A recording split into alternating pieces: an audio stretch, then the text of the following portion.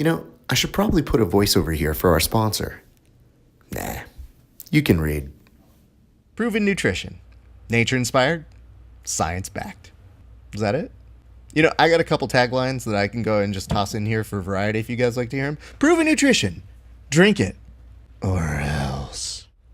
Now, yeah, I heard it was bad when I said it. What's that? I'm fired? Okay then. It's time. What's up, ladies and gentlemen? I am here with... PJ the Butter Panther Barch. You did your whole... Wait, the Butter Panther? Yeah, I went with it. Oh, no, okay, but what does that I'm mean? trying to get used to it. What does that mean? A good buddy of mine gave it to me, and it's one of those ones I can't really explain. You just gotta... It'll click, If you watch me and you follow me, it'll click at some point, I think. Okay, I do both. Yeah. And, okay, I'm just an idiot. I don't know where to go on that. PJ, you had a very nice day here at EBI. Let me ask this. How does a match like this get started for you? Because you were doing a combat jiu-jitsu match. Now, granted, it didn't look like it, but we'll get to that in a second. How does it look, as in... Yeah, well, how did you end up getting this match? Because it's not surprising to see you on an EBI card. However, I didn't know that you were going to sign up to do a combat jiu-jitsu match. Got you. Yeah, okay, so I was basically going to be a replacement for Boogie. It was supposed to be Boogie and Wagner, and then I was going to be a replacement for Boogie. So this was at 170, and it's like a little bit above my weight class, but you know what I mean? It's no big deal, really.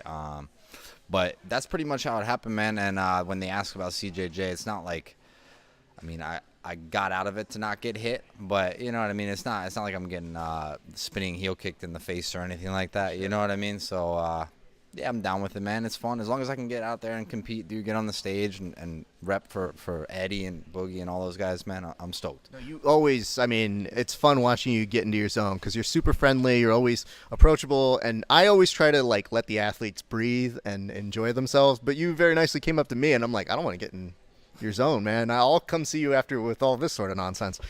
But it is fun to watch you get into that zone. But let's talk about the actual match. Now, the reason why I kind of prodded there and said that it didn't look like a combat jiu-jitsu match is because, correct me if I'm wrong, significant strikes zone was 0? No strikes. Okay. Not even significant. But, however, significant jiu-jitsu was very high because was that like 2 Kimura trap systems that you had there? Because I saw you basically follow into a chain that started where you basically were taking the back. You were able to follow it consistently.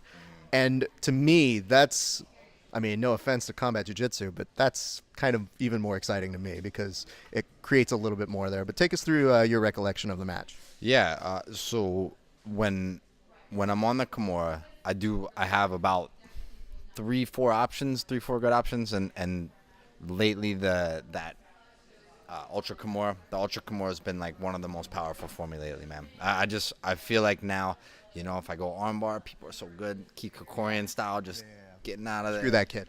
The back could take a while. That was another thing. I was like, if I go on the back, it could take a while, man. People got good defense there and stuff like that.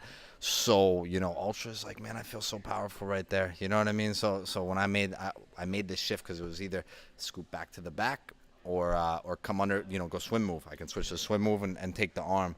And I was like, man, I think I can get to Ultra. And if I get to Ultra, I think I can finish. Yeah, no, it looks very familiar to me. It's a sequence I like, except I lose it maybe about 10 seconds in. So I was watching with a lot of envy in there. Now, again, did you, by design, were you happy to get out of there without any kind of strikes being thrown? Or, how do you even train for that? Because in my brain, when you say combat jiu-jitsu, it changes the training a little bit, does it not? For sure, yeah. I was genuinely curious to see what how reactions would be different and things like that. You know what I mean? Obviously, there's a stress to get on top. You know what I mean? When things break, when stuff goes wrong, nobody's kind of sitting back I'll take a break. Right, you know what I mean? Right. You're getting on top. So I was excited to see that. Really, it's close to, honestly, I think about it, it's close to how you would train for points tournaments. You know what I mean? Because I think in general, most guys in points tournaments, points are designed to be in positions that you could strike from, right? You know what I mean? That's kind of why you made it. And so that's how I was thinking about it, practicing the wrestling and all that stuff. But yeah, man, no strikes were had. I don't know if it was a good thing. Initially, it felt good because I was like, man, I didn't have to get hit. That's good. Sure. I didn't want to throw a strike. I'm telling you right now, I didn't want to have to throw a strike. I really didn't. Damian Maia style. I wanted to go in, stay tight, and take it to the end. No lie, we had somebody, I won't say who, but there was somebody around my corner when I said, I'm going to go interview him. I'm going to give him shit because he didn't give me a full combat jiu-jitsu match. And they go, well, yeah, Damian Maia over here. And I was like, that's not an insult. Like, I really wish that would have some weight to be like, hey, look at this Damian Maia over here. And you'd be like, thank you. Okay, well, I mean, here's the thing. I was happy to see you get out there and put on the kind of level of competition that you are known for bringing, especially at this venue. You have a history of being very solid here, so kudos on that. Man. The whole family. I know, dude. When that crowd erupts for you, you kind of have an unsigned. There's more nerves here. There's more nerves here. That's for damn sure, dude. So let's ask this. What's coming up next? Because it doesn't sound like you're going to be wasting any time. It looks like something else is coming up very soon. I'm always trying to compete, man. So, yeah, Quintet's coming up in, that's like 2 weeks now, man. Who's the team? Who's the team that you guys got going? Okay, Richie, Gio, Boogie, Amir, and Adam Seknoff.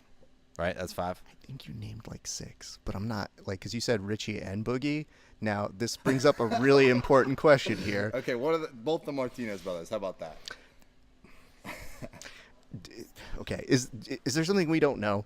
There's an alter ego there. There is, yeah. Okay, because I was wondering, I'm like, or when he sees a Darce, That's when the boogeyman comes out.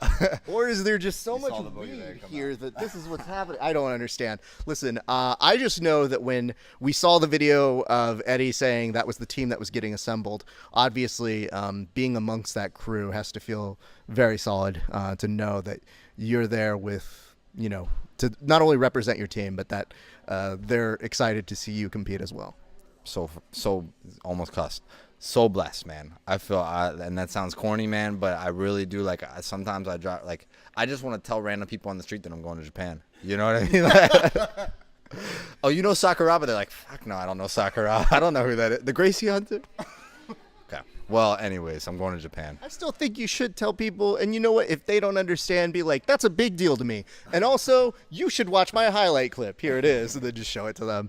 Dude, that is awesome. And so who are you going against? Because do we know that? Because we know that there's other teams. Like, how does the format work? Yeah, it's it must be 4 teams, I think. And basically, man, it's a tricky little format. So I think they either start at the lightest or the heaviest, and then they go along. If you win, you keep going forward. If you lose, you're out, and the next guy comes in. That's basically what it is. So it's sub only, and no ref's decision or anything like that. So if there's no nothing scored, no anything, they're both out. Okay. Yeah. I don't know anything about the teams though. I mean, there's gonna be some exciting matchups. So I think. I mean, yeah. That's cool. You get to go travel. It's going to be a new opportunity for competition, and it just sounds fun, dude. I saw the last one. I thought it was a lot of it's a cool format, but it's also one that I think incites kind of a team element to what's usually seen as more of an individual sport, which is really weird because you think about all the people who get you to be able to compete on that one solo scene. So it is kind of cool to see that with you and your team. So, all right, cool. Well, let's do this.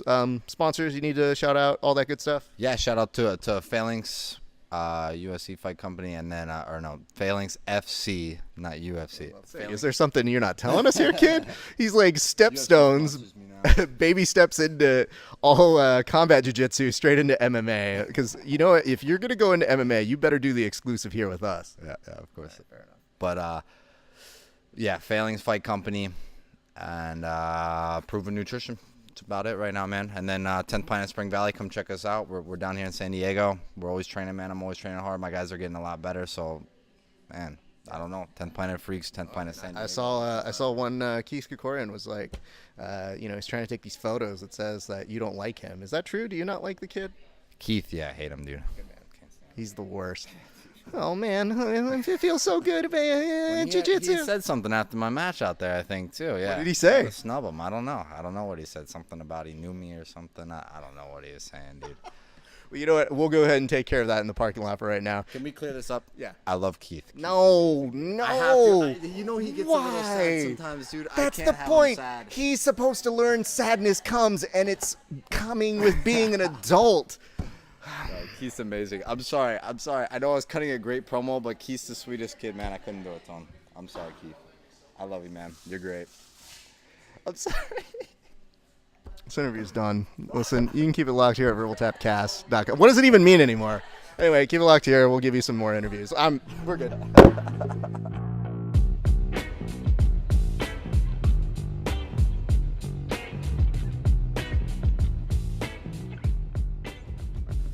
I was cutting a good promo there too for a minute.